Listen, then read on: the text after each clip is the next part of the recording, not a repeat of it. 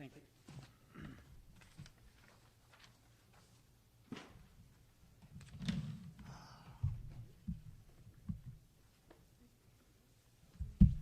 Okay, that was quick.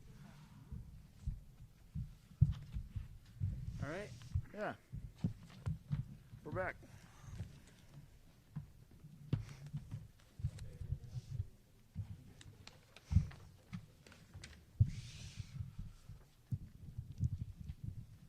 So we had a chance to sign off on 365, 368, and 170. Appreciate that. Thank you. And Brian, I know the AEA had a number of articles that you had on your list that you wanted to potentially work on. So, Yeah. how you want to get started? Well, how about if we start in on 417, in-service planning. All right.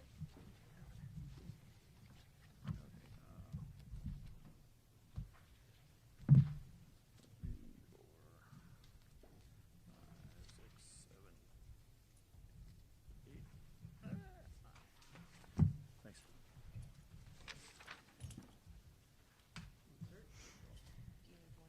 No, I'm good. I'm good.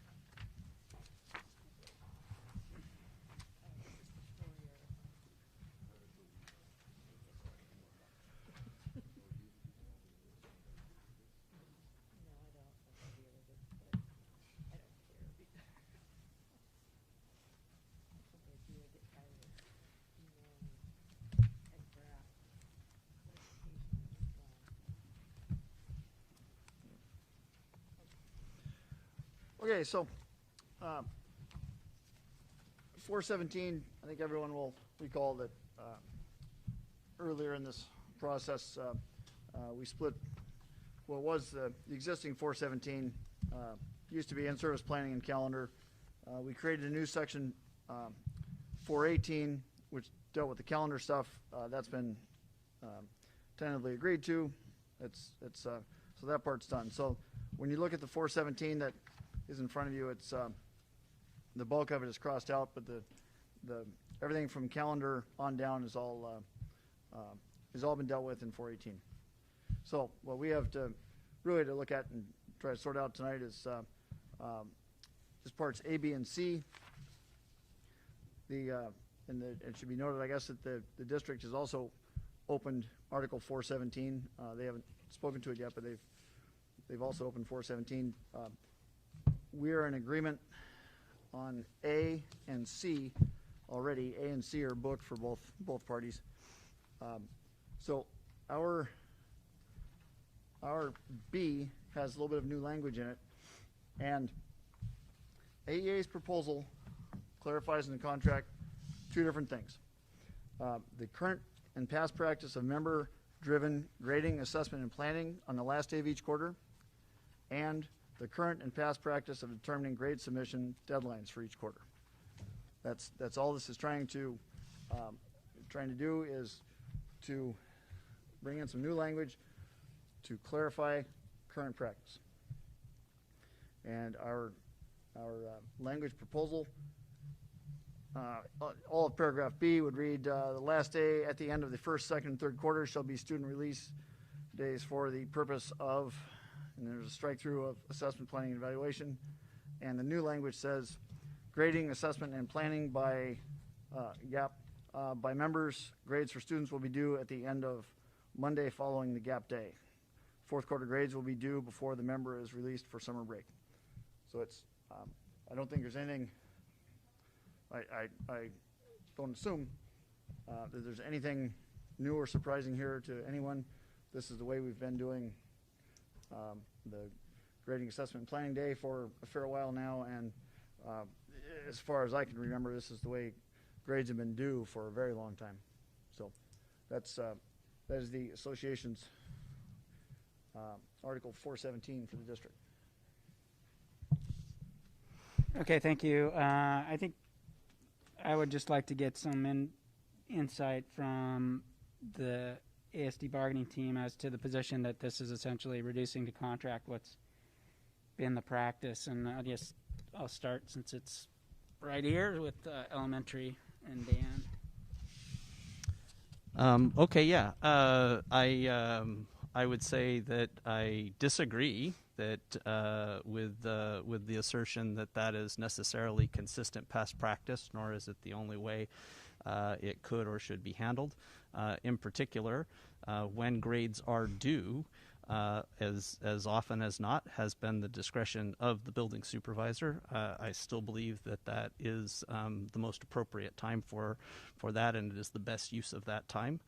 We have, over the last several years, had various scenarios, some of which had central office weighing in and setting dates, and more recently we've had specific quarters where the dates of when grades were due was left to the discretion of individual supervisors. So to assert that it's the way it's always been, or that it's defined as that, is not a contention I agree with.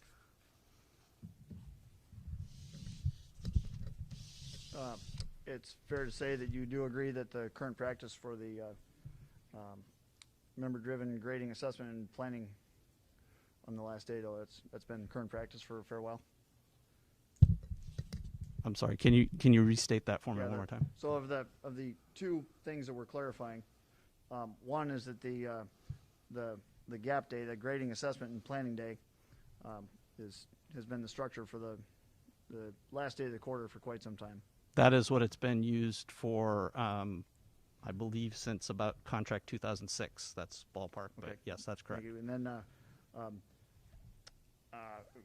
if grades haven't been due on the Monday following the end of the quarter, in your experience, when have they been due?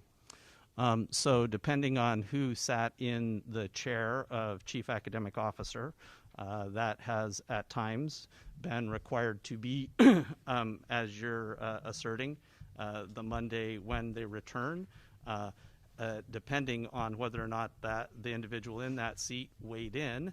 That has not always been an agreement, and in fact, at many buildings, it has been required for them to be due at the end of the day. In some cases, when those quarters end at the break of in front of either the winter break or the spring break, those have been requested to be returned the day of the break ending, and again, in some cases, the day before folks left on break. And that was district-wide, or that was building to building? I don't know that I would say it was district-wide. I think it has been division to division in my recollection. It has not been freely agreed upon. When it was issued through the Chief Academic Officer, then it was required district-wide across both divisions. Both divisions have, at least at the management level, both divisions have not consistently agreed on what was best practice there. Okay, thank you. Mm-hmm. And then I don't know, either Chris or Nikki, if there's anything to add to that with respect to practice at secondary.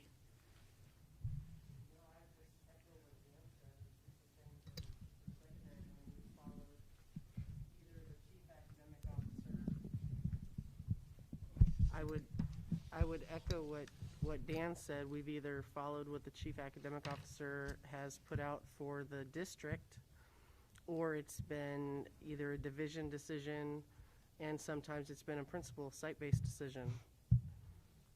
So it hasn't been a consistent, agreed-upon decision at any time.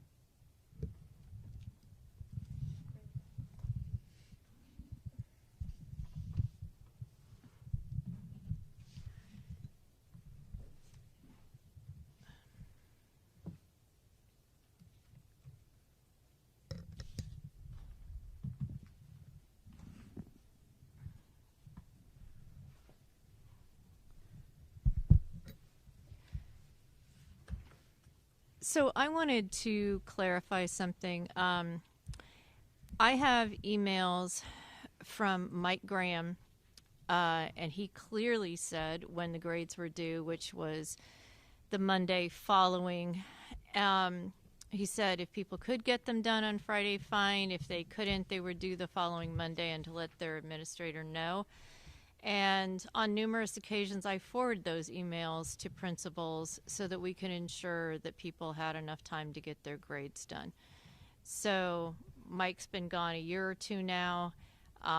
We have requested the same information, I think, from Mark Stock, and gotten that as well. So I would say that we have an established practice that the grades are due on the Monday following. To clarify, I did have conversations with Dr. Stock, and I don't know if he put it in on the radar or not, but it's interesting that we talk about best practices and we talk about expectations and consistent expectations for all of our educators as well as our students and families. So I'm going to come back to the theme of students and families. Saying that it is site-based and not just a general policy is a terrible district-wide policy because it leaves open a lot of room for error. We want our grades. We want our teachers to have the time to grade. Most teachers are done the evening or the day of the grading day, which is great. That's what our goal is.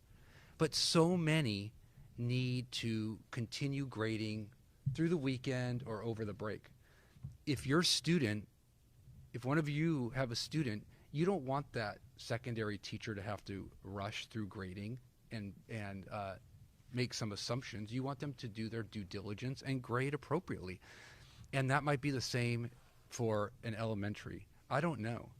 But I do know in the 25 years I've been at this school district, I've talked to every AEA president, and every single one has dealt with this issue where principals are all over the map on when they're due, whether they're due that evening, the next day, or the Monday following. And we always need to come up to the head shed for a consistent message. Let's just have a consistent message. I don't understand the pushback on this. It's terrible business practice to have an inconsistent policy and inconsistent practice. Teachers need time to grade. Students and families want the work graded accurately. I just have a point I'd ask. I think the term head shed is not a term that I'd appreciate hearing used to describe the administrative offices. So if you could refrain from that, I'd appreciate it.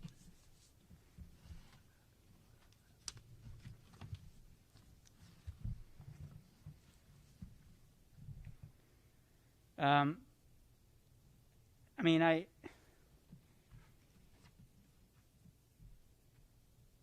certainly understand the intent here. I think there's what I'm hearing is some area of disagreement as to what the practice has been, how it's sort of played out, what the transition from approach from the chief academic officer, which that position isn't currently in the organizational structure, and others has been. But there were a couple things just in the last couple remarks that I think Dan's probably in the best position to just sort of clarify with respect to, you know, how those practices have played out, what the district's position is grounded in with respect to practice around expectations for grades, and so I'm going to defer to Dan to just respond to those areas. Sure. So for starters, respectfully, Corey, I completely disagree with your characterization of what is best practice. I think consistent through AEA's proposal in other places, we see a belief that individuals closest to work are best equipped to make those decisions. In the case that we're speaking about here, the site level manager, the principal, is the person that I think we believe very strongly should make that determination. Similarly, additionally, I guess, I would point out a couple of pieces. First of all, Dr. Stock, the current deputy superintendent, I've spoken with him on this issue, and most recently we did not see communication requiring that district level because he agreed, and I believe still does, that that's best left as a site level decision.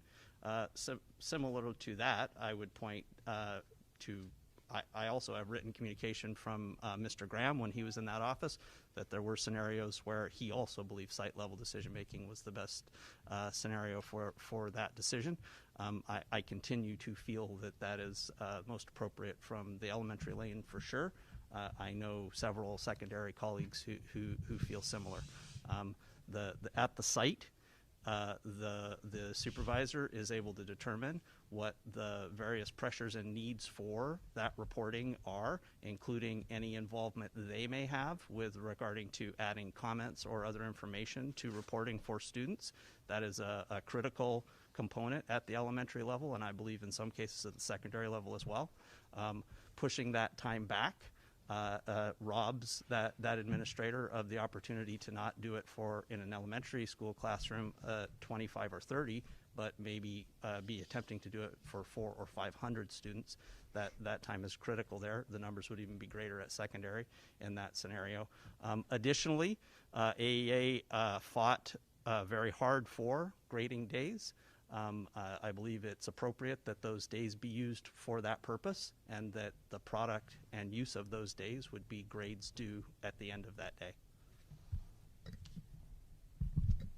And I just have a quick follow-up in that for you, Dan, and that's or for the secondary team is does the approach of site level supervision of this process allow for exceptions where a particular educator may need additional time, or how's that handled?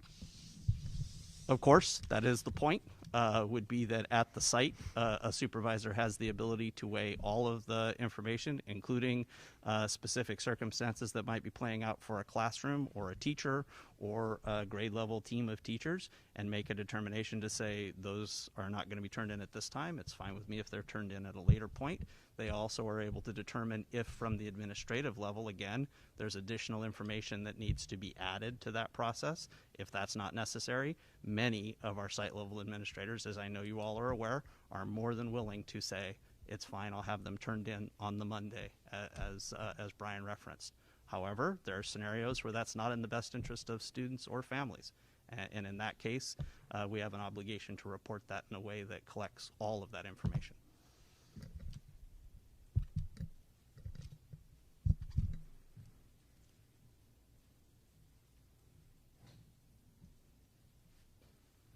So I don't have any other questions about that provision.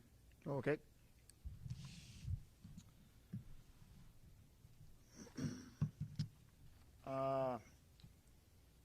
I'm not sure if it was in the queue or not. The district presented their 601 recognition article yesterday. I'm happy to speak to that now, but if that's going to cause anybody any consternation, we can push it back as well. I think last week, as I recall, there was a little bit of confusion maybe.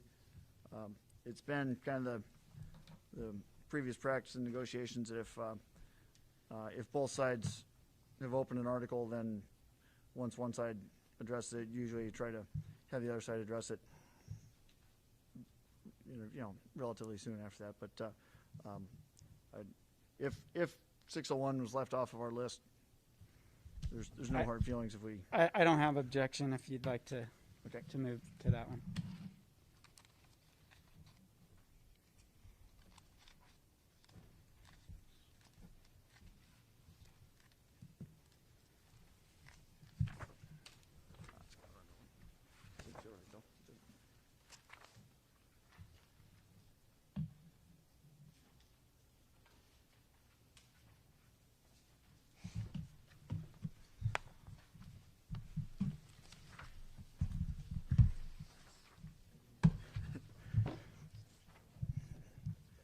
I should probably mention that I appreciate that flexibility, Matt. You were a lot more understanding than some of my teammates were. So I appreciate that. Thank you. Certainly. Okay, so our 601 recognition has a little bit of new language in it. Bit of clarification as to how we think the article should look. So the first paragraph, book language says the association is the exclusive collective bargaining agent for teachers' members as defined by the agreement, and all rights contained herein shall be guaranteed by the association and to no other competing labor organizations. New language that is added on to that says or hiring agency. New language continues to say ASD will not contract out without first notifying the association and arriving at a mutual agreement to permit such contracting for a limited period of time. In the second paragraph, there's book language. The association is recognized for the purpose of this agreement to represent certificated employees, including the following job classifications: classroom teachers. New language would say all virtual and online teachers, special education teachers. Then back to book language: counselors, nurses, occupational therapists, physical therapists, speech language pathologists, audiologists, librarians, teaching specialists, itinerant, music, and so on, and the rest is book language. So there's maybe Debbie could speak to this. I think we're just trying to clear up and kind of clarify some relatively new developments. Yeah, we had a concern this year over hiring people who were not part of our bargaining unit, and the rationale was, well, there wasn't really a rationale other than you couldn't find somebody, but classroom special education teachers are part of AEA, and they should be hired and be part of our bargaining unit. And there was a special education teacher hired through some kind of hiring agency and paid a different rate. And I found that out because the member called me and wanted to join the union. I had to tell her she couldn't join the union because she was not hired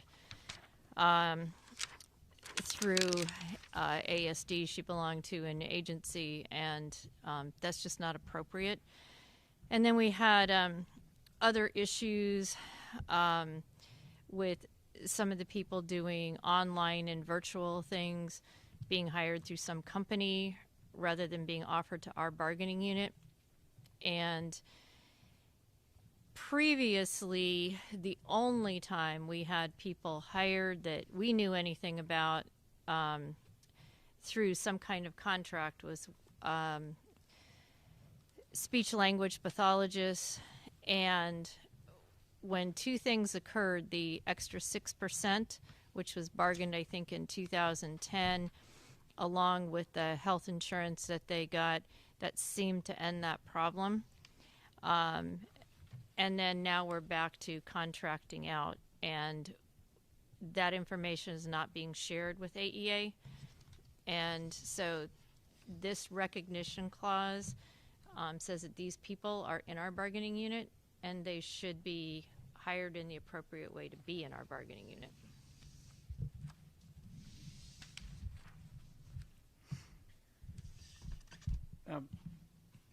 If I could just speak to a couple of those points, because Debbie and I did work through some of those questions and requests for information from the association earlier in the year.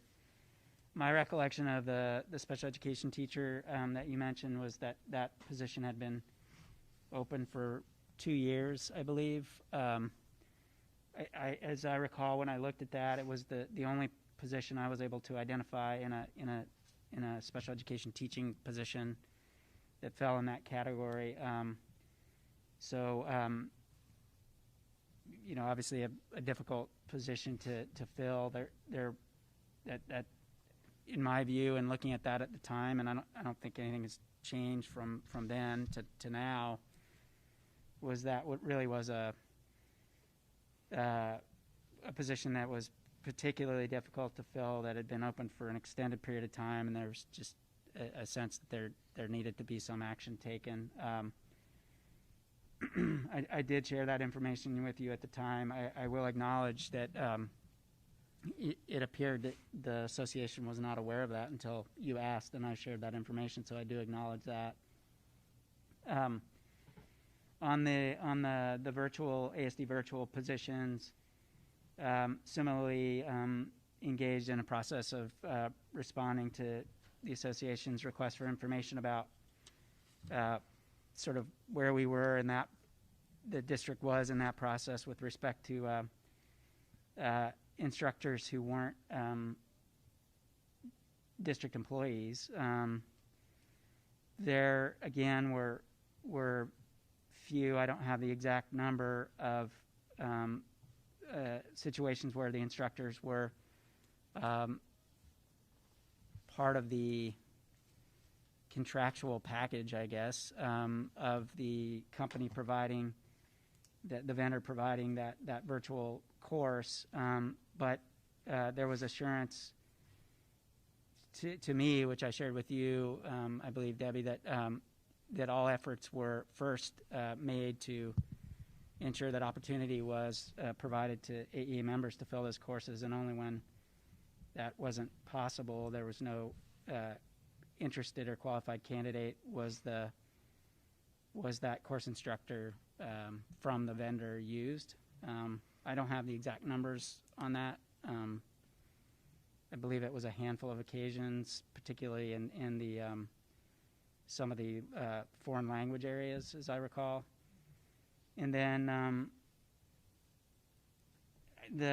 I believe the issue with respect to related services providers and particularly speech language pathologists continues to be a staffing concern. And I'll look down the table to Tarlisha, our Senior Director of Special Education.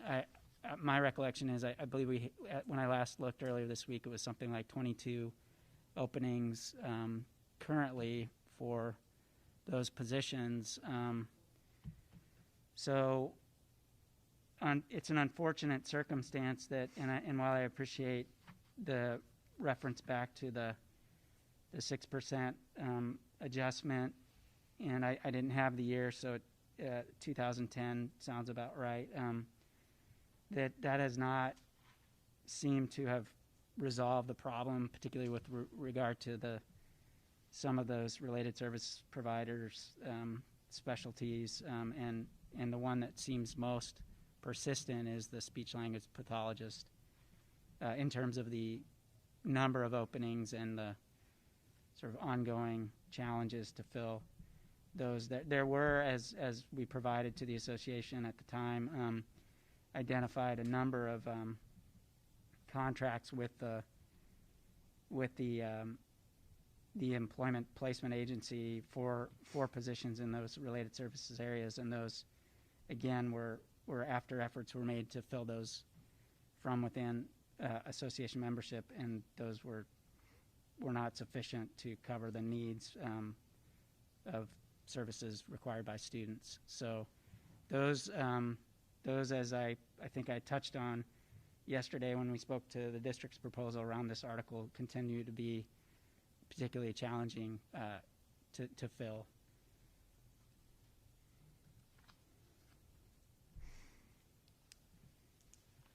Tortalisha, did you have anything more to add on the related services piece?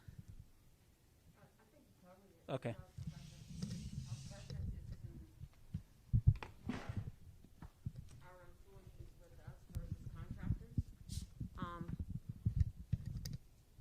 Our preference is to have our employees as ASD employees, and that poses it's very difficult for us to do that with related services. There's a national shortage of related service providers, and then there's difficulty in filling our special education positions, more specifically for our self-contained or special programs, and people that are willing to support us for typically 1 year, and then we revisit it after we go through whole hiring process as well.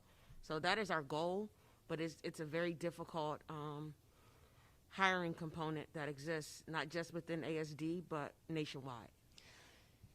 So with the special education person that was that particular position that couldn't be filled for 2 years, I just have some problem with that because we have difficult schools.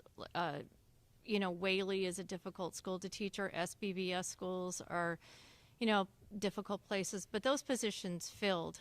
And this contracted person earned way more money than the rest of the SPED teachers. And so if we can't hire these people, but we can get them on contract for a whole lot more money, that's concerning. So ASD, I think, needs to be competitive and needs to do something so that we don't have that kind of, if it's a hard to fill position, then we need to do something to adjust that. And the same was true with these online instructors. They were contracted out at amounts that were way more. So, if that's the reason they're not filling is either insurance or money, then that's, something ASD needs to address, I think. I just want to echo what Tarlisha emphasized, and that I think is reflected in the fact that we're really talking about the one special education teaching position. I think reflects, despite challenges, that we are able sometimes after considerable effort, but to fill those. And in that particular case, it truly was a single case where that effort just had continued to prove fruitless. I can't speak to the particulars because you're correct. We do fill positions that are difficult to fill for periods of time, and that was one that we could not. On the virtual piece, my belief is that and it's more than a belief. My understanding from working with ASD Virtual is,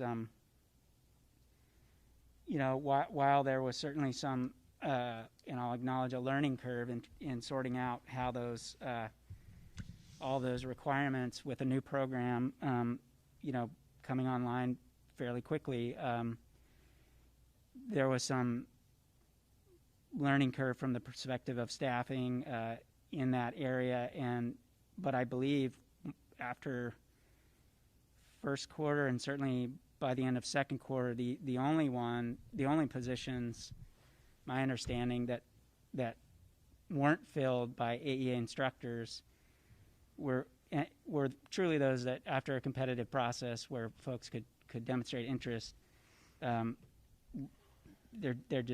was no option, and I would point out that that's despite the fact that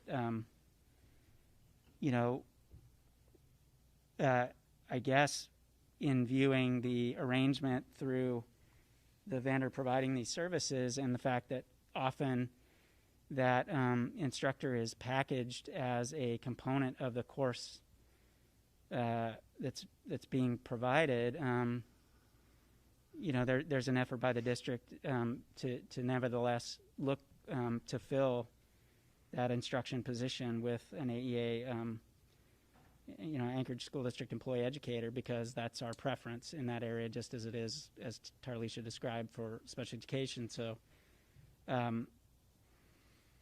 those just are not at this point, and again, I'll acknowledge some learning curve in first and second, perhaps second quarter, but those are not courses, as I understand it, that are being filled for any other reason by someone other than ASD employee educator than that we couldn't find a qualified person of interest within the ASD employees who expressed interest. So I think that one is it has really transitioned in that way from an area that was concerning, to me as I was learning about how that program was gearing up, and to where we are now. I don't know, Mike, do you have any additional information about where we are with staffing those areas? I think you covered it. Okay. So I have a couple of questions. It sounds like maybe we're not as far apart on this as we think we are. It seems like ASD's intent is reasonable. You've exhausted all the possibilities, and you found somebody through an agency, whatever, and it's going to be a short term. And okay, I haven't heard, I don't think, opposition to the first, well, the new language sentence in the first paragraph, which says, again, ASD will not contract out without first notifying the association. So just giving the association a heads up that, hey, we've done everything we can do. We can't find anybody here. We're gonna look elsewhere. So notifying the association and arriving at a mutual agreement to permit such contracting for a limited period of time. That doesn't seem like something you would object to. Well, I wouldn't agree to that. I do want to give it additional consideration. I think that does constitute a fairly significant departure from what the current contract language covers and envisions. I mean, it's a mutual agreement requirement. So that is to me a fairly impactful component of the proposal. I haven't spoken to it until now, but it doesn't mean I didn't notice it and didn't have concern. Well, it looks like an opportunity to collaborate. Seems like we'd embrace that. Okay, so anyway, I think you understand our position here with 601. I want to respond to that because it was kind of a comment and you moved on, but it's not a matter of collaboration when one side or the other can say no and then you can't go forward.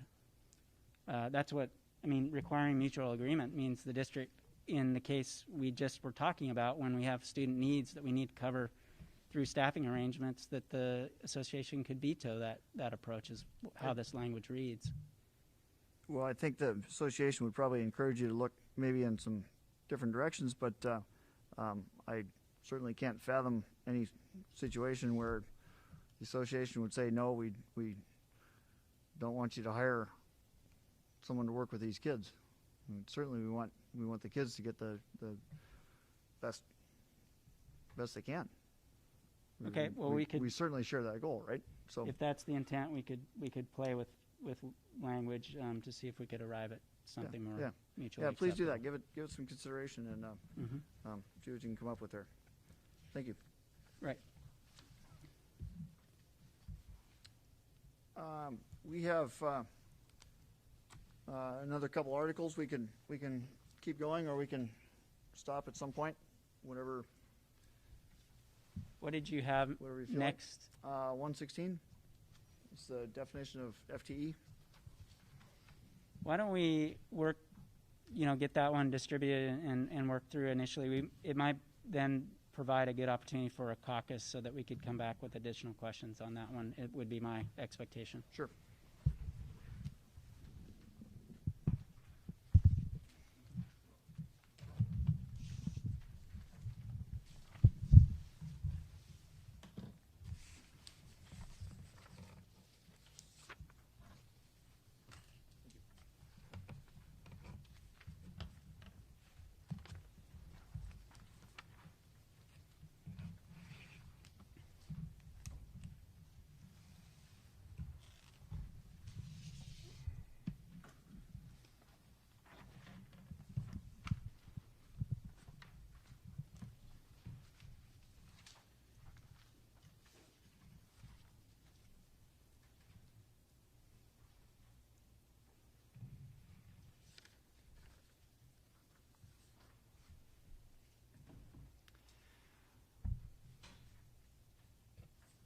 All right, we thought we'd vary things up just a little bit and have me talk about one of them. I'm Christian, and this is Article 116, and the purpose of the article is simply to clarify a practice that has been established through a variety of communications between AEA and ASD. And we thought that it would be good to put that in the contract so that it's less confusing as to what the definition of the full-time equivalent is. So we'll start off in Part A with the definition. The secondary full-time equivalent model starts with a 5 out of 6 period schedule. Each period is worth 0.2 FTE. The full-time equivalents are based on the 0.2 definition. So members may be hired at even multiples of 0.1, so at 0.2, 0.4, 0.6, 0.8, at 1.0 full-time equivalent. Members who teach any additional courses beyond the 5-6 period schedule would then receive an equivalent 0.2 FTE based on that member's per diem. In a model as ASD has shifted to this school year in the quarter model equivalency, which some of our schools, including my home site of Polaris, have done in the past in an accelerated block schedule, we just define what an FTE is in that teaching situation. And then finally in Part D, this specifically deals with elementary specialists for music, art, health, and PE full-time equivalent, exactly how many half-hour classes such a teacher would be required to teach during a week.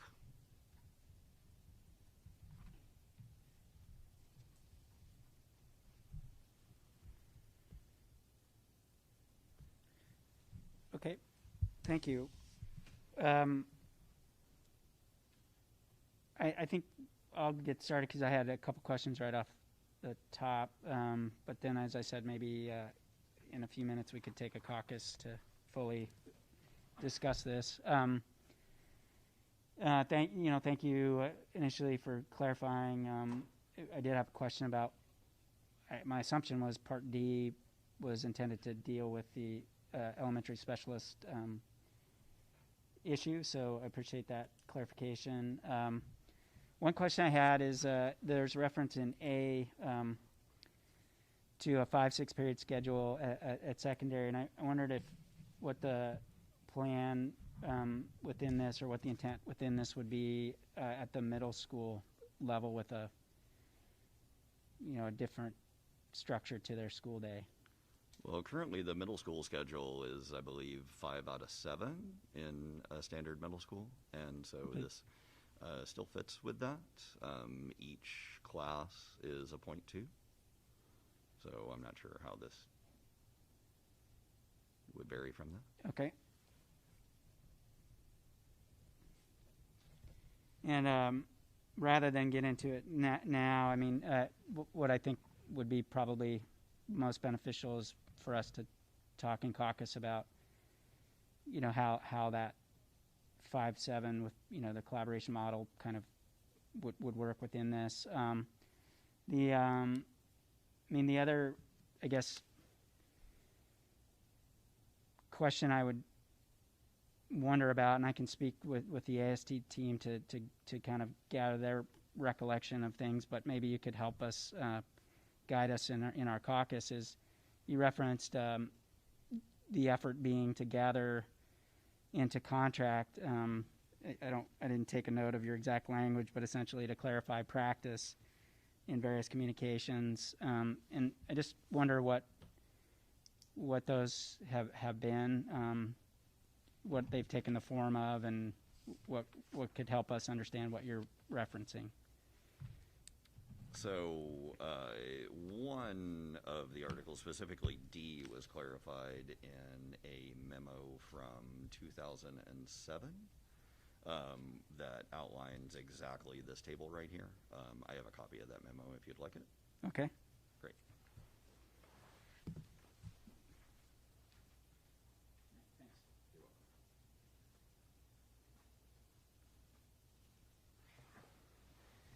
Okay, thank you. We'll take a look at this. You also talked about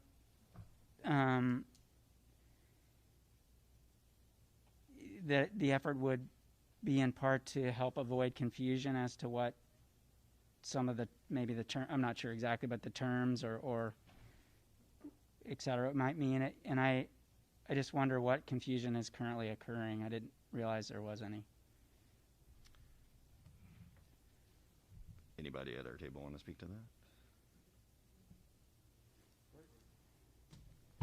Here you go. Down there.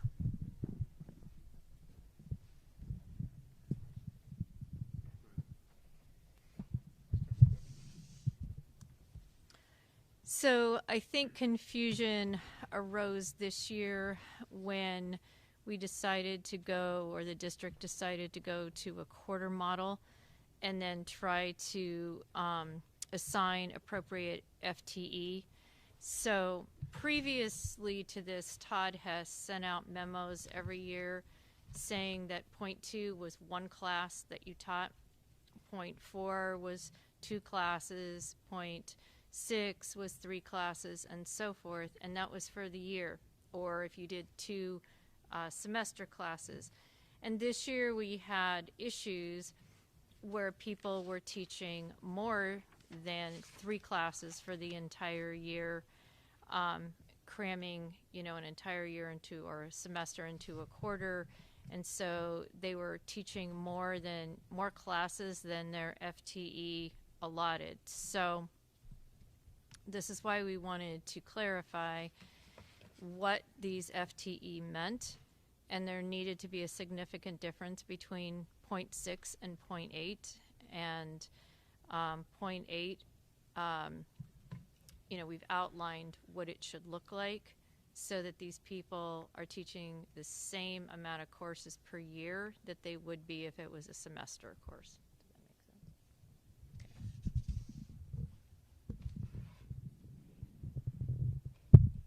sense? Okay, I see that I believe that's reflected in paragraph C.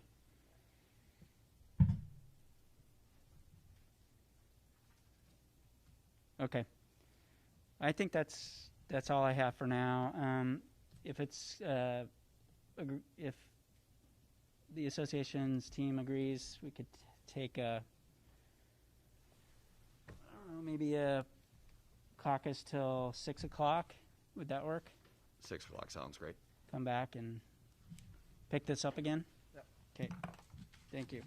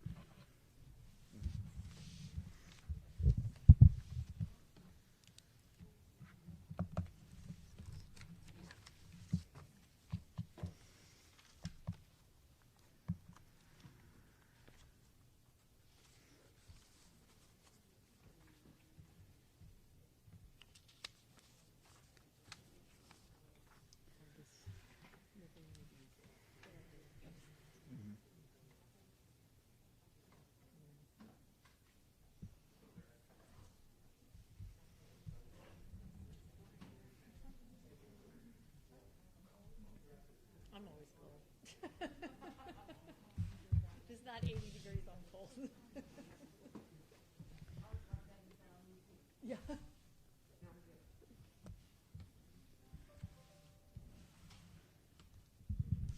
All right.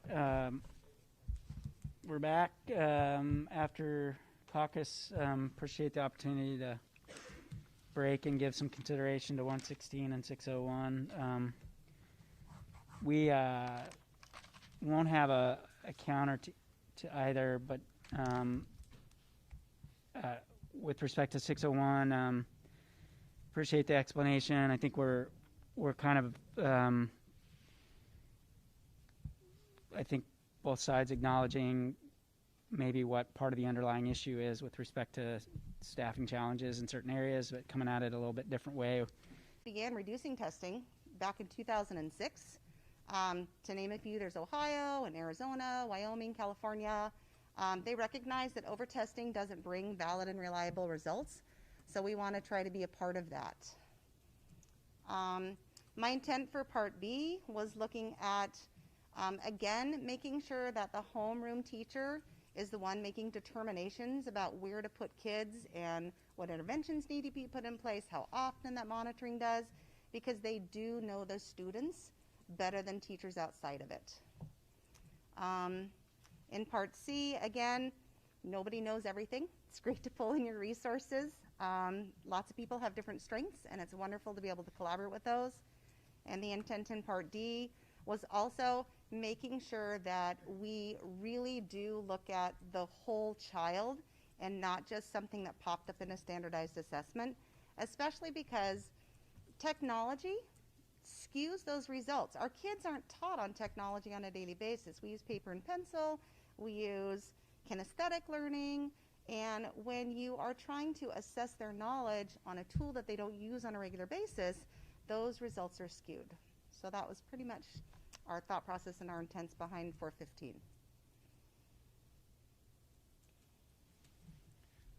Thank you.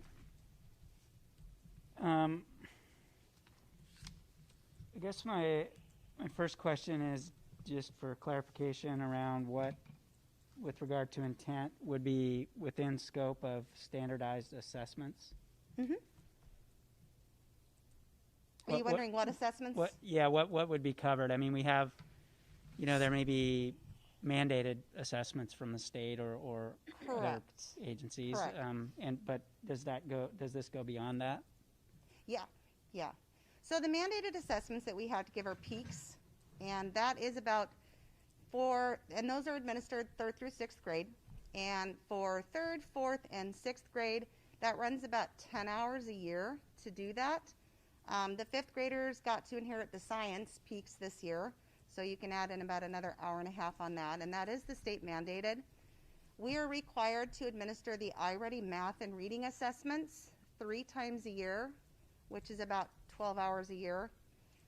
MAP is required 3 times a year for reading and math, and that ends up being about 18 hours a year for students to do that. If you are a 4th grader and you're lucky enough to have your school's name pulled out of a hat, you get to do NAEP testing, which is about 3 hours a year. We're required to do progress monitoring on many students, and when you start pulling those kiddos out and running through the prompts and entering the data and all that, that ends up being about another hour a year that a child is being pulled out of class to do that monitoring. And if students are part of the bilingual program, they are expected to complete the access testing as well. So when you add all of that up, a child in 3rd through 6th grade might be being tested anywhere between 41 and 48 and a half hours a year. When we look at the 2% mark that the Department of Education is recommending, that's just a little over 17 hours. So we're more than doubling the amount of time that we're assessing our kids, which is very concerning. So, and I was taking notes as you were speaking, so I want to make sure I got this right, because you covered some areas I was going to ask questions about. You have it calculated out at 2% would be about 17 hours of assessments per year. Mm-hmm. And you said I'm sorry, what grade levels are at the 41 to 48 and a half hours a year currently? 3rd through 6th grade. Okay. And so let's work with those numbers, if you would, for a second. How would you decide, and who would decide which of the tests? I mean, I think we can agree that the PEAKS test for those grades that are within that requirement, those would have to be. Correct. Mm-hmm. So I think you said, depending if science is included, somewhere between 10 and 11 and a half hours a year. Correct. Mm-hmm. So for those grades cohorts, I mean, let's say that the 10, that leaves about 7 hours a year within that 2%. How do you decide what those 7 hours consist of? We don't have a choice on that. We're being mandated at this point in time to administer the iReady math and reading 3 times a year, to administer the MAP reading and math 3 times a year. NAEP, I believe there's not a choice on that. I think that if your name is drawn, you get to do that. You're the lucky person. We are being required to do the progress monitoring, and then I believe that access is also required for students in bilingual. Okay. Let me ask it a different way, because that wasn't a very good question. If this proposal was adopted and the standard became about 17 hours a year, and for at least those grades that have the PEAKS requirement, that leaves somewhere between 5.5 and 7.5 hours of assessments allowable under this proposal. Who decides, what those 5.5 to 7 hours of testing consist of, and which tests or assessments rather are? I think that would have to be a collaborative effort between the association and the district. And I think you would have to look at which of the other tests that are currently being required is the most accurate measurement, is the best assessment for those students. And if I captured your figures, your estimates accurately, I think you said the MAP assessments require about 18 hours a year. Correct. Mm-hmm. And so really that would pretty much be off the table, right? I mean, I presume that tracks some schedule that's consistent with recommendations for that tool quarterly, to be. So it's per quarter that we're expected to give it. However, one of the things that was really interesting when I was pulling up all of this information is in the span of 6 weeks in the 4th quarter, as it stands right now, students in grades 3 through 6 are assessed 3 times. They have peaks in, towards the end of March, beginning of April, and then we turn right around and we're required to give them the MAP test, and then we are now required to give them the iReady math and reading test. So it seems kind of silly to me that you're assessing kids for 6 weeks in a row.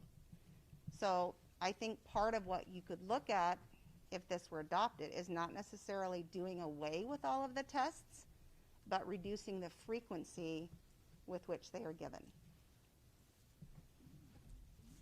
And I think I'm going to ask for some clarification from the ASD team members around MAP, because I just want to focus on that, because I know that's a critical component in the current process for measuring student growth and identifying potential areas for intervention. So wanted to get a sense of that, and I don't know if,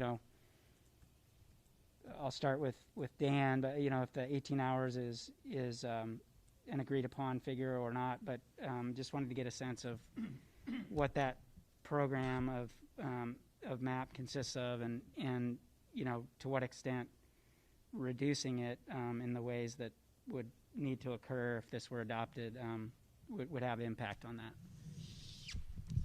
So for MAP specifically, I would ask that we go with Miss Batman, because she administers during when that happens.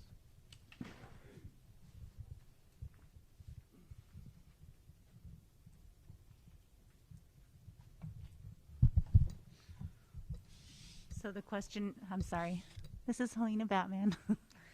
So the question is revolving around MAP, specifically the MAP growth testing. How much time? So 3rd through 6th graders, we assign 2 test sessions, one for language arts and one for math. And typically in 3rd grade, let's say, we would assign a morning around lunch and recess time, and then we would not assign the other component that day. So hour-wise, we've had kids go 20 minutes, the kids that go pretty fast, and then you've got kids that are up to 60 plus minutes. So in that range of time, I mean, it just depends on the kid. This particular year, we had the opportunity to opt in to take the MAP test for the 3rd testing session this spring. Our teachers at my school opted to take that because of the data that was needed for middle school placement in that component area, and then for Ignite testing, so that we had more than just peaks data, because the last window that we had peaks data was 2 years ago. So, I mean, I know it's a lot of testing. It's a lot of hard work scheduling. This year was just a horrible year for all of that, and it's a condensed time frame as well. And we take that into consideration. I mean, when we all know that kids come in and have bad days. We always use more than one data point when making decisions. So that's what I can say about MAP.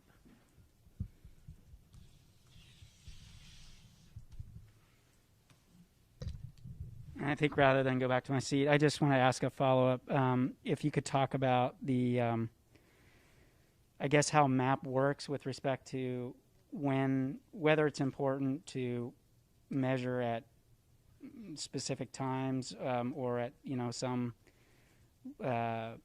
level of frequency in order to. I mean, what little I know about it, you're measuring academic growth, or if it's not occurring, and you're taking action steps based on what you're discovering. So if you could talk a little bit about how that works and whether it would be important to kind of continue that succession of testing. All right.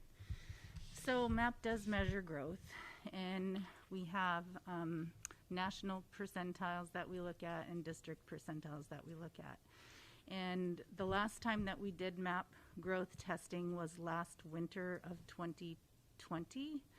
And then the last time that we compared it to was the winter 2021 data. So it's really hard to see growth in a whole year span. But we typically at my school really enjoy looking at the MAP growth reports as one of our main data points, because it also has diagnostic reports that we can look at. We have the different quartiles that we look at, and then the growth measurement in between proficient and non-proficient over time. And so I believe it's really just a really great tool for us to have. I'm not as familiar with iReady, but I also know that it's also data that we are currently using. Is there any other question, Matt, that you want me to go into? I think one thing that should be taken into consideration is when MAP was administered for winter of 2021, it was within the first 3 weeks that our students returned to face-to-face learning. So not only was there a year gap in the assessment, but there was the kerfuffle of whatever you want to call spring last year, and then the learning curve of the online learning this year with technology issues and all of that other stuff. And so again, I go back to, if you're going to have an assessment, it should be something that is producing reliable and valid results. And I'm not necessarily convinced that MAP always does that. Thank you. I didn't have any other questions on the first part. Is there anything more? Before I did have a couple questions about B and C. Anything before I move on from either side? Okay. I guess I'll start with C. I'll probably defer here in a second to my colleagues who have more familiarity, but my impression is that B would change the approach with respect to decision making in terms of student needs from a current team decision based approach to an individual teacher having what's described as the initial right. And I wonder if it's fair to summarize the change proposed here by saying where the current practice could be captured in C as the teacher shall collaborate with consultants, instructional coaches, administrative support, and other staff to develop interventions, that being the current practice, and here it would be a may collaborate standard. Is that a fair statement? It is. Okay. And I guess at this point I'd want to defer to, again, I'll start with Dan, and if there's some other colleague who could chime in as well, but just to talk about why it is that the current practice is a shall collaborate, a collaborative model between those specialists listed out there, and why that's viewed to be, I would assume, best educational practice with respect to that approach. Thank you, Matt. So I think I would put B and C together for discussion purposes because that's the way I read them. I read B as the initial right, but as I read it, I have to ask it. So please correct me if I'm misinterpreting that, Heidi. As I read this would be saying that the individual practitioner has, for want of a better term, a veto ability over the decision made by a group or a team of their colleagues based on what should happen to intervene with a student. Is that your position, that the individual would be better positioned to make that decision than the group that they're working with? Correct. Can you speak a little bit to that? Because it's the pretty counterintuitive. One would think so. However, what has happened numerous times in numerous situations is when we have been sitting down as a group together to decide where to put students for WIN groups. In particular, this is where a lot of this data is used. We'll bring forth the map data, and the individual on the team would say, based on the map data, this child needs to be in this group. Whereas I know that that child took 10 minutes to take that map test, and no way does that reflect where that child is. And by putting them in that group, they're not going to have their needs met because they're way above whatever that group happens to be. When this was brought forward, the answer was, well, maybe if we put him in that group, he'll learn to take the test more seriously next time. I was overruled. The person who doesn't know my students put that child in that group, and it didn't work out well. Another time, when the map tests came back and we had super high scores on several students, I put them in the enrichment group because that's where they belonged based on their map test scores, and I was told, nope, that group is too large, so you need to move some of them down into the lower group because we can't have that too large. So there are individuals out there who are choosing to interpret things the way they want to interpret them in order to manipulate things, and teacher viewpoints are being disregarded. They are being told elsewhere. And I do strongly believe that teachers do know their students best, hence the initial right of it. I'm not saying we wouldn't listen to other team members, but I do believe that the classroom teacher does know their child, their students, the best. And they see a more well-rounded picture of that student. They don't see just the MAP score. They see how fast they took it. They see whether or not their mom yelled them that morning before they came into school, and that's the reason for that language. Okay, so again, I understand your perspective, and I understand individual circumstances that you're calling out, in this case from your practice. I suppose we could extrapolate that to say that there are places where that happens in other buildings, in other scenarios, in other instructional models. Yet there's a great deal of collegial work in the vast majority of schools that goes into making those decisions, and there's a whole list of scenarios where the group makes that determination. You're describing this as a one-on-one conversation or a one-on-two conversation where you make a proposal and someone overrules you. I got to tell you, Heidi, I participated in these meetings for over 15 years of my career between being a teacher lead and a principal myself. That's not the way I have observed them administered the majority of the time. So while I can allow that there are circumstances where individuals might feel like their opinion isn't weighed, the power of the team position allows for a collective group to make that decision, and that's a group of your teacher colleagues. It's not just a principal and a teacher. It often is an instructional coach, the classroom teacher. Again, this to me reads as the belief that a teacher's gut instinct, innate understanding should overrule or have precedence over the data that's used to make those decisions. We have spent a great deal of time in this district and a massive amount of resources developing first an SST and now an MTSS process that's specifically intended to decentralize those decisions and to take the individual one person as a gatekeeper out of being the sole decision maker for a student.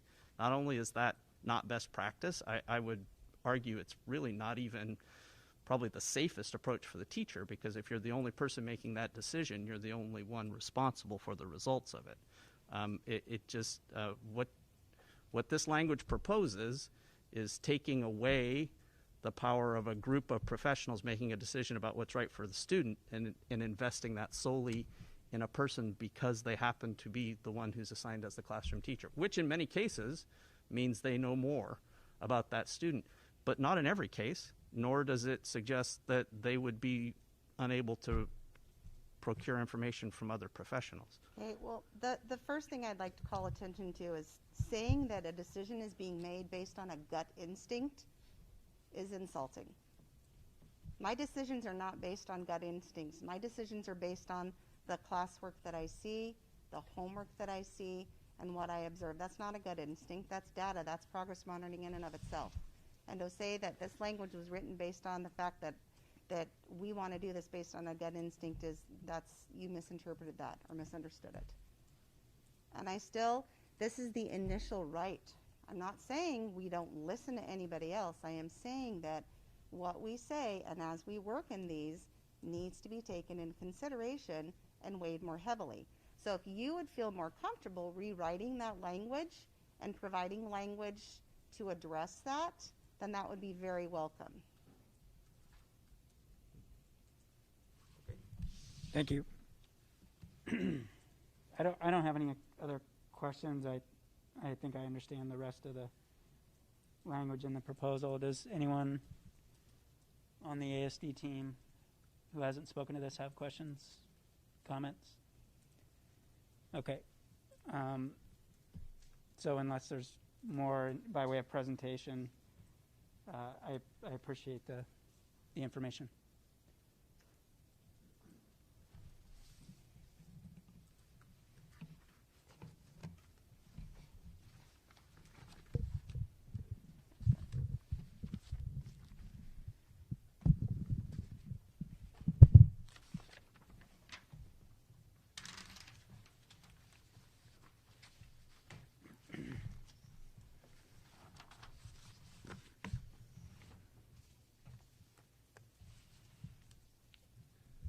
We have a few more minutes. If there's no objection, we might talk about Article 740 for a few minutes. No objection. That sounds good.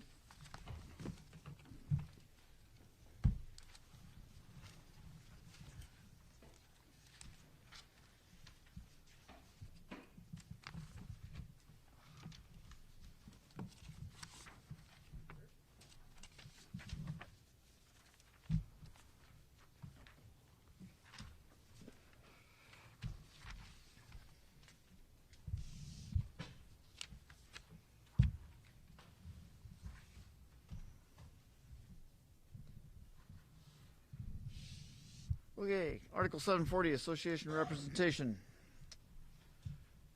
We have, in our initial proposal, we have a fair bit of new language. I will go through.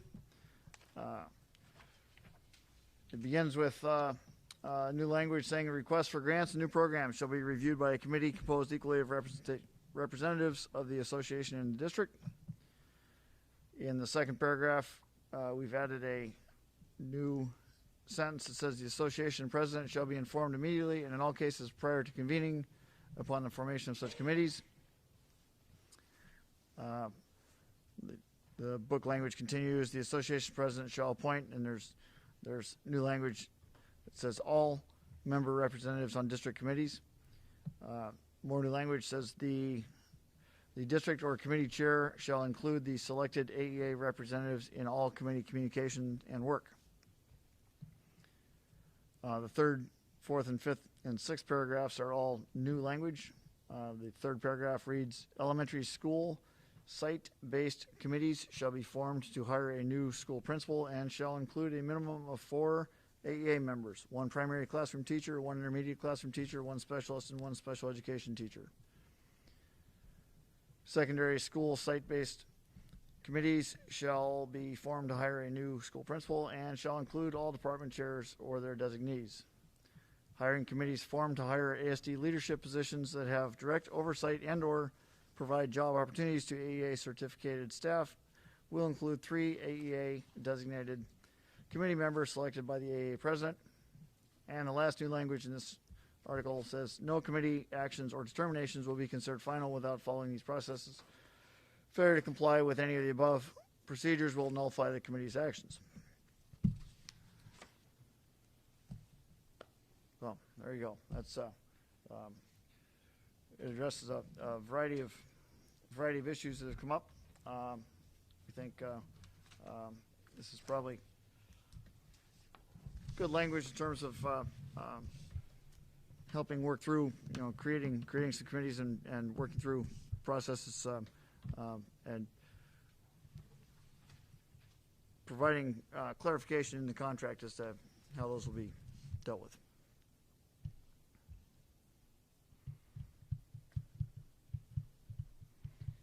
Thank you. I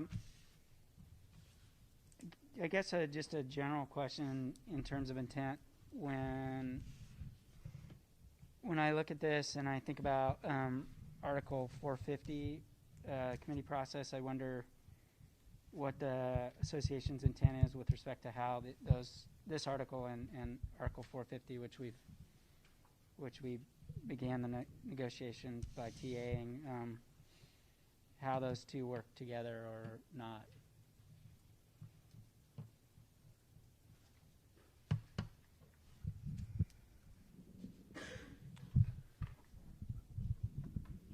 I would just say briefly that in the last round of negotiations, 450 was worked on collaboratively by both sides and agreed upon, and since that time has not been embraced and this is my characterization, so you may not agree, but I feel that it has not been embraced in the spirit in which it was crafted by the ASD side.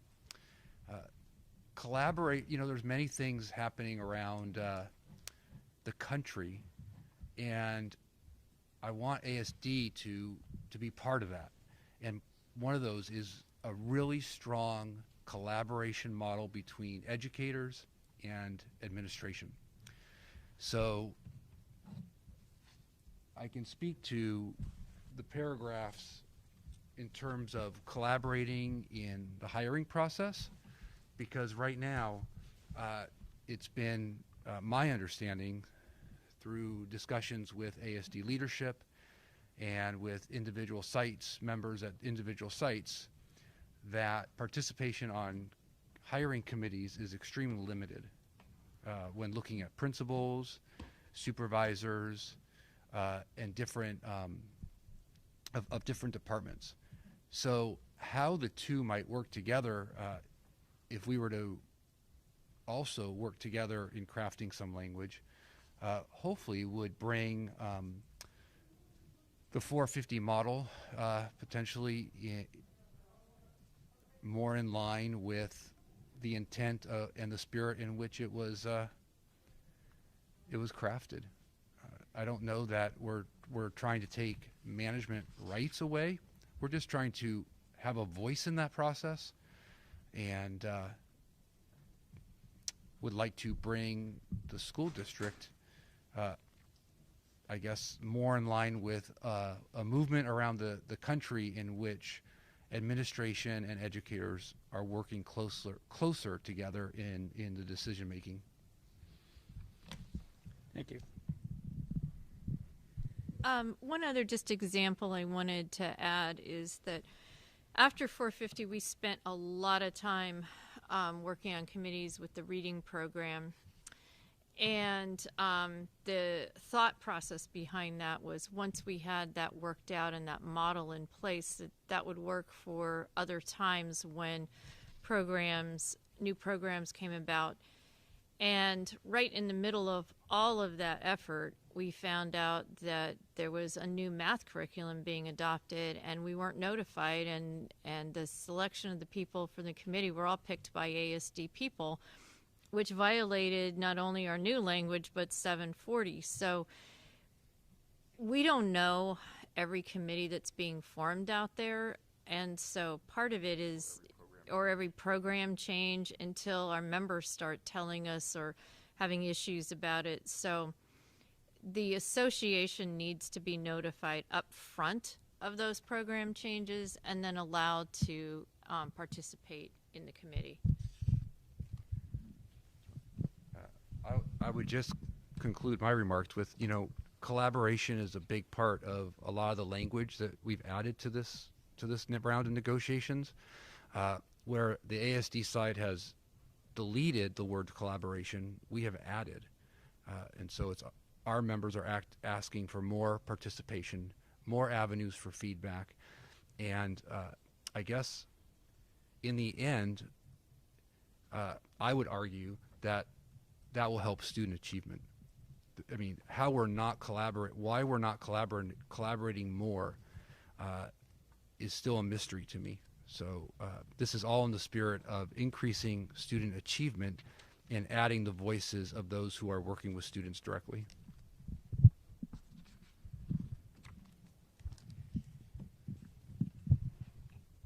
Yeah,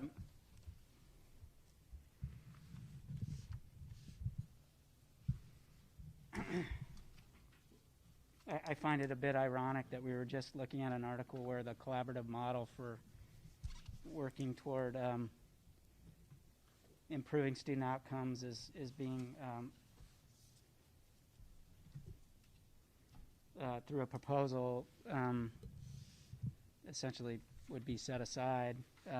So I mention that because I think the district in many ways, whether in contract language or as I referenced in an earlier session,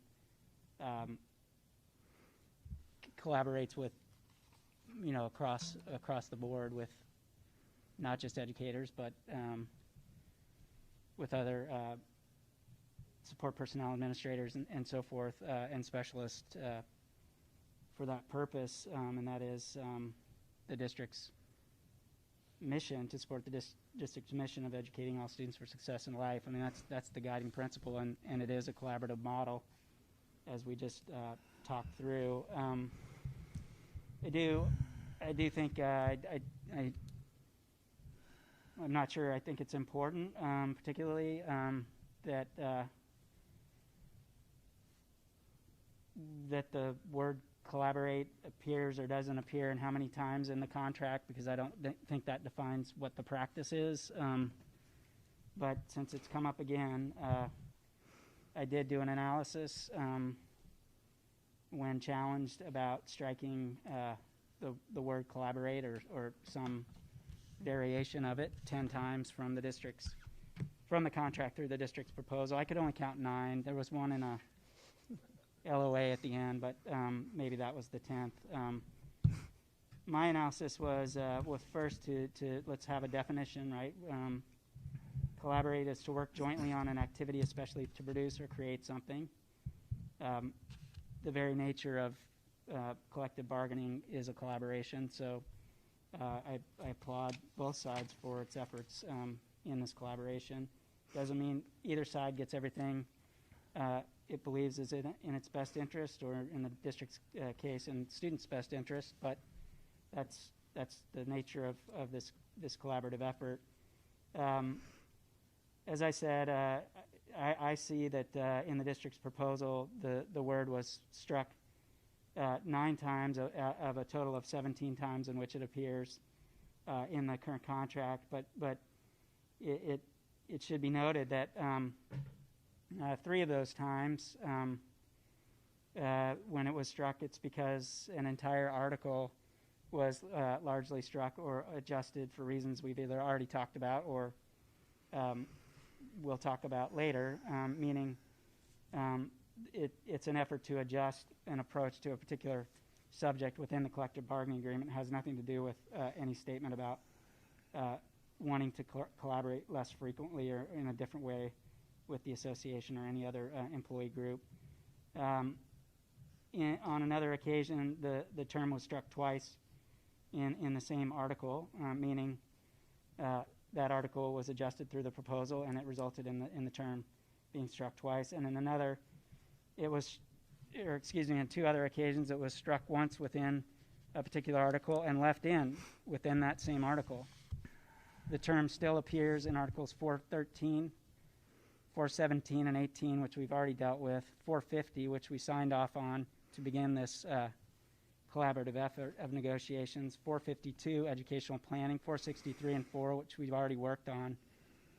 So the notion that even through this effort in making adjustments to language in a proposal from one party in a collective bargaining context is in any way suggests a position by that party about an intent to continue to collaborate to achieve the objective of improving outcomes for students is just not is not accurate. So I guess it came up again. I felt like I should address it. It's been addressed. I hope we don't have to talk about it in the same way, in the same level of detail going forward. I think everyone at either of these tables wants this process to move forward in a collaborative way toward an outcome that ultimately the hope would be in the best interest of students to improve student outcomes. And I can say on behalf of this team that is our commitment to this process, and certainly outside the process with respect to management, whether from the administration office's perspective or within buildings at the site level administrators' position to collaborate with staff, including but not limited to teachers, is a commitment we will continue to honor, and it's because ultimately it's what's best for kids. So that's my stump speech about collaboration. I appreciate the answer around 450. It strikes me that it's an expansion of what was agreed to in 450 is the effort here. I think the next point I would make is with respect to elementary site-based committees for the purpose of principal hires. I believe there is a process for that, which is collaborative. I'm not sure I would agree with any characterization of any diminishment of that process, but I know Dan is in the middle of it, so I ask him to speak a little bit to what that process looks like. Yeah, sure. I would need Chris or someone else to handle the secondary piece. At the elementary level for principal process, our principal committee, our principal interview committees at sites involve a parent representative, a faculty representative, the director of the school, and the senior director of the division, which make up the interview committee. The parent A member of that committee is determined solely by the PTA and the parents involved.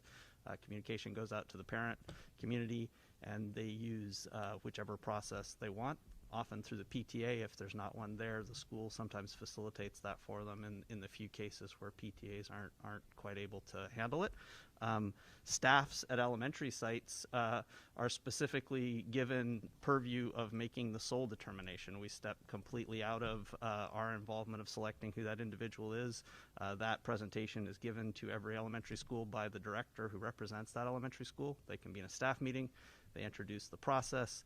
They give a feedback option, which exists for everyone, a written feedback process, and then the staff collectively as a whole are instructed to select a representative who is going to bring forward their concerns. We absolutely take no part in that and want that to be the representative of that group of people. So that's about as inclusive as I know how to make it. With respect to the numbers of people on teams, we do try to keep that to be a relatively small and manageable number because larger committees don't necessarily produce better results. At secondary, I would Dan, I'm sorry. someone Can I else interrupt you for a second here? Please. You guys you kind of went nonstop for quite a period of time. There were several things that came up as Matt was speaking that maybe should or shouldn't be addressed right now. But You want me or? But before I forget, though, Dan, you just talked about the process of hiring an elementary school principal. Mm-hmm. Can I make a clarification? I talked about the process for interviewing. Right. It's very, very clearly established in state law. The only person who has the authority for that hire is the superintendent. So that committee submits two names to the superintendent who makes that hiring decision. It's an advisory committee. Yep. Okay. Would you say that more than half the time the committee's recommendation is the results in that person being hired? Again, I can speak only to the elementary level. I can say I've been in this role for 2 years. I can tell you everyone I've been involved with, that has been the recommendation has been what the superintendent has gone with. It's good to know. Thanks. You bet.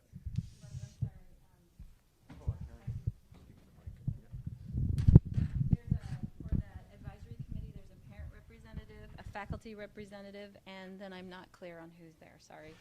The parent representative, the faculty representative, the director who specifically supervises the principal of that school, and then myself as the senior director.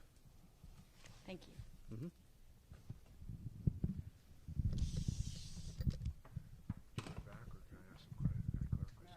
Yeah, did you have other interjections before I do. secondary? I just want to go back, Matt, to something you said, and that is the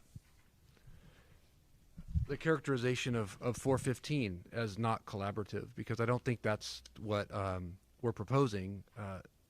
We are trying to put a little bit more decision-making power in the student's primary teacher, but the collaborative model is still in place. The feedback, the committee, whatever process is still there. So I just want to really clarify that. And I also want to get to something. I think it is really important to build on what you were saying about collaboration. Matt, I think you and I think AEA and ASD leadership collaborated very well this last year in many areas that really benefited students and families. Because if we had not come up with a telework agreement, which was not easy, it took several weeks to do, that was kind of the foundation for how the school year was going to get started and move forward. We worked really hard on that, and we had disagreements, and that's okay. But we collaborated. Debbie and Val were instrumental in that process on our side, and I'm sure you had people on your side that participated to help craft language that we could all gravitate to. I don't want to characterize that there's no collaboration going on. I just want to build on it. I want to build on the successes that we have achieved. And when we talk about principal hiring and the selection of faculty for various committees, I think it is a little bit of a mischaracterization when it's stated AEA had involvement on that committee, because we all know that when and how people are selected for committees can vary greatly. So I appreciate, Dan, your articulation of the committee. That is my understanding of kind of how that committee is formed and the basis of it. Hold on, I'm going to finish my thought. No, I just have to add one person. I'm sorry. Oh, I okay. gave wrong piece of information. I did not. There's also a principal who participates. I apologize for not having that. So that's one more. I knew I was missing one. I apologize for interrupting you, Corey. Sure, thank you. So I just want, I'm not out there in every school. You're not out there in every school to know how, at least for our side, the faculty, the AEA member is or is not chosen. I can say that it feels, from the information I'm getting from various schools, it's inconsistent, and it may not reflect the interests of the faculty actually in that building. My understanding is that most of the time it's the principal who chooses, not the other faculty. I can appreciate that the policy may say that it's up to the faculty to choose a faculty member, but that's not what's being shared with me. And I'm not out there, and neither are you. So it's really hard to know how that's happening. So what we're asking for is to have a voice in that, process, because we all know that supervisors and principals play a really important part in support of those schools, and in the end play a really important part probably in the overall achievement of that school for students. So Corey, I would just a point about the elementary process, and I know Chris will be able to speak to secondary process. Prior to this role, I was a director as the person who goes out to schools and has that very conversation. So I can tell you from 3 years of experience doing that, principals are not invited to that meeting. That's a staff meeting without principals. That meeting of just staff is where the decision as to who the staff representative at elementary is. I can tell you with a high degree of confidence that principals are not making the decision of which AEA member or staff member represents the school at the elementary level. I know that from both personal experience and from specific direction to my directors. Again, we can disagree. I'm just going based on the information that I'm given. I'm not in those schools to know, Dan. I guess I would just need an example, because if we have sites, just to your point, that are not following explicit direction of myself or of our stated policy, the way I would address that is to be made aware of it so that those corrections can take place. And then before we get too far down the road, I know Chris was going to talk about secondary a little bit on the hiring recommendation process.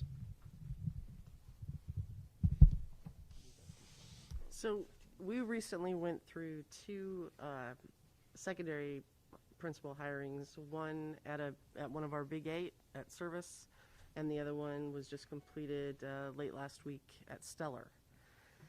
And Stellar being an alternative, there is a little bit different process for them. There's an extra piece. But in general, like elementary, a survey goes out to the entire community, just asks for feedback on what they're looking for in a leader of their school. Following that, at the secondary level, we send out an email asking the school staff, principal is not involved, APs are not involved, to determine for themselves what their site advisory committee is going to look like. We just ask that it's made up of parents, students, and staff, and then business partners if they want, community member of that sort.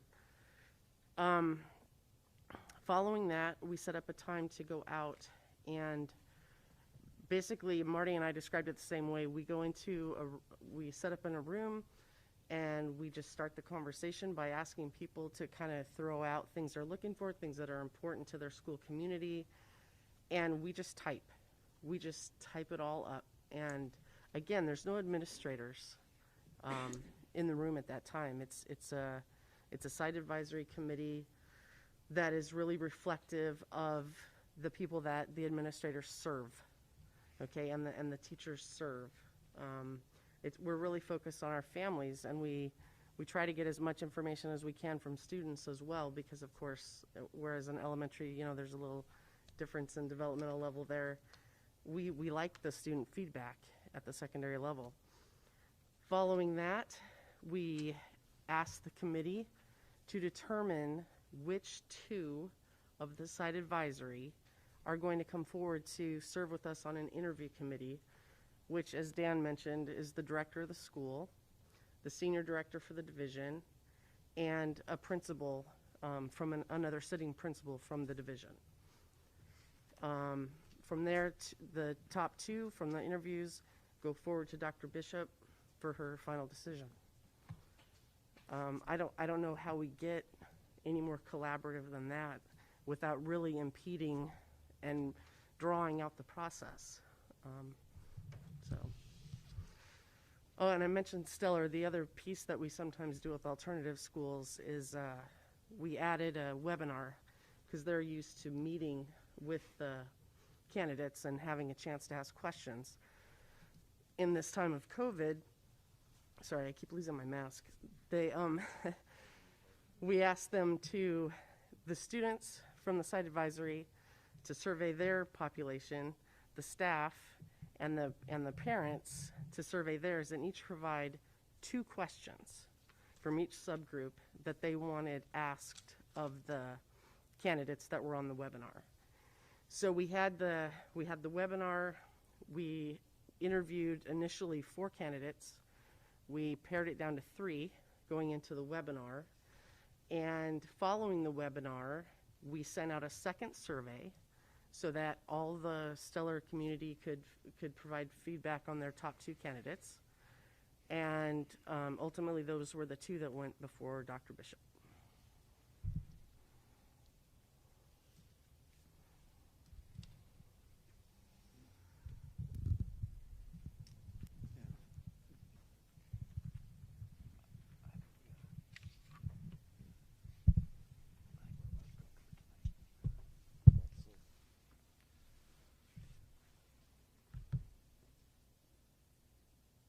I mean, we probably have more to talk about on this one, but I know we're at 7 o'clock, so. Yeah, there's probably quite a bit more to talk about on this one. But maybe we ought to call it here this evening and or call it here shortly and come back to this.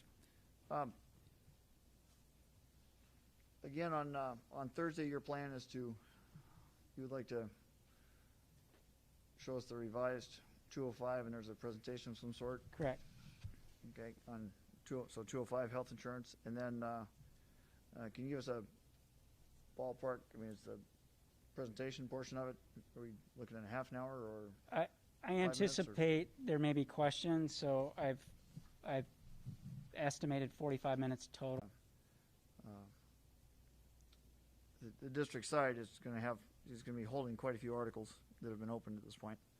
I think we'll have a few. Do you want to give us kind of or do you think there'll be mostly counters coming back on Thursday, or are you going to are you thinking that you'd rather open new articles and have even more articles outstanding, I guess? Well, we could even the playing field and put some in your court, I suppose, by bringing more articles. I would commit that we will take the opportunity, since we have a week here, to look at what the district currently holds, see if we can come back with counters. But I do anticipate we'll likely, if the duty falls to us to fill the rest of the time, be introducing at least 1 or 2 of the 3,000 series that we named. Sure. Together. Okay. That sounds good.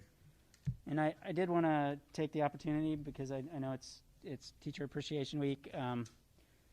I know these conversations can be difficult, but doesn't take away from my personal appreciation for, with 3 students who are either in or gone through the ASD system, I fully recognize the critical role that teachers play in the education of students, and would be remiss not to acknowledge in this context the week that we are in, and to thank all of you who are teachers on the team, and some on our side who have served in that role, and then any teachers who are listening in. Just on behalf of the district, want to express our appreciation. So thank you. Sure. It's a good point. Thank you. We appreciate that. And also we'd like to offer our congratulations to Kelly Shrine of Northwood Elementary as the 2021-2022 Alaska Teacher of the Year. It's quite an accomplishment. Congratulations. Agreed.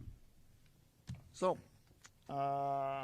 with that, geez whiz, we've ended on a positive note. Let's get out of here. All right. Thank you. See you all on Thursday.